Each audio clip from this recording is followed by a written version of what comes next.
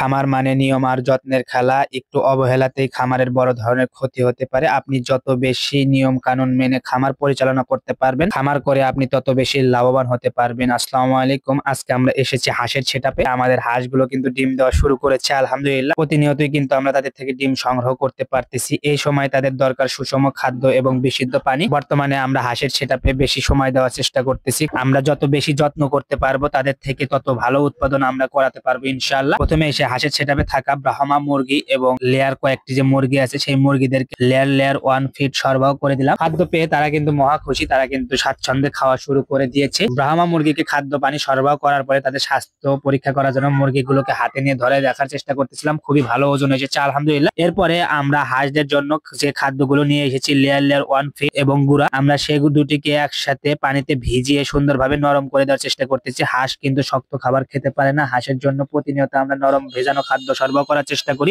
আপনারা যারা হাঁস পালন করেন তারা অবশ্যই প্রতিনিয়ত হাঁসদের যত্ন নেবেন। আপনি যত বেশি যত্ন এবং নিয়ম কানুন মেনে খামার পরিচালনা করতে পারবেন, আপনি খামার করে তত বেশি লাভবান হতে পারবেন এবং আপনি আপনার প্রাণী থেকে তত বেশি উৎপাদন করে নিতে পারবেন। খামার মানেই একটানা পরিশ্রম আর পরিকল্পনার বাস্তব রূপ। আপনি যদি একজন সফল খামারি হতে চান তাহলে আপনাকে দিনরাত নিরলস পরিশ্রম করতে হবে, তাহলেই আপনি খামার করে লাভবান হতে পারবেন। অন্যথায় আপনি খামার করে লোকসানের শিকার হবেন। ডিম দেওয়ার বেশ কিছুদিন আগে থেকে আমরা কিন্তু হাঁসদের প্রতিনিয়ত তাদের সঠিক যত্ন, সুষম খাদ্য এবং বিশুদ্ধ পানি সরবরাহ করার চেষ্টা করতেছি। আমরা হাঁসদের সঠিক যত্ন এবং সুষম খাদ্য সরবরাহের মাধ্যমে তাদের থেকে ডিম উৎপাদন নিশ্চিত করেছি। আমাদের হাঁসগুলো কিন্তু বেশ কিছুদিন আগে রোগে আক্রান্ত হয়েছিল এবং তাদের শরীরের অনেকটা অবনতি হয়েছিল। আমরা কিন্তু যত্ন এবং চিকিৎসার মাধ্যমে তাদের শরীরের অগ্রগতি করিয়ে এবং হাঁসগুলোকে প্রোডাকশনে আনতে পেরেছি আলহামদুলিল্লাহ। আপনারা যারা খামারে আছেন, যারা হাঁস পালন করেন, তারা হাঁসের সঠিক যত্ন নেবেন। বিশেষ করে নভেম্বর থেকে মে মাস পর্যন্ত হাঁসের ডিম উৎপাদনের সময়, এই সময়টাতে আপনারা বিশেষভাবে খেয়াল রাখবেন, বিশেষ যত্নের মাধ্যমে তাদের থেকে বেশি উৎপাদন নিশ্চিত করবেন। যাই হোক, আমাদের জন্য দোয়া করবেন, আমাদের খামারের জন্য দোয়া করবেন। সকলে ভালো থাকবেন, সুস্থ থাকবেন। আল্লাহ হাফেজ।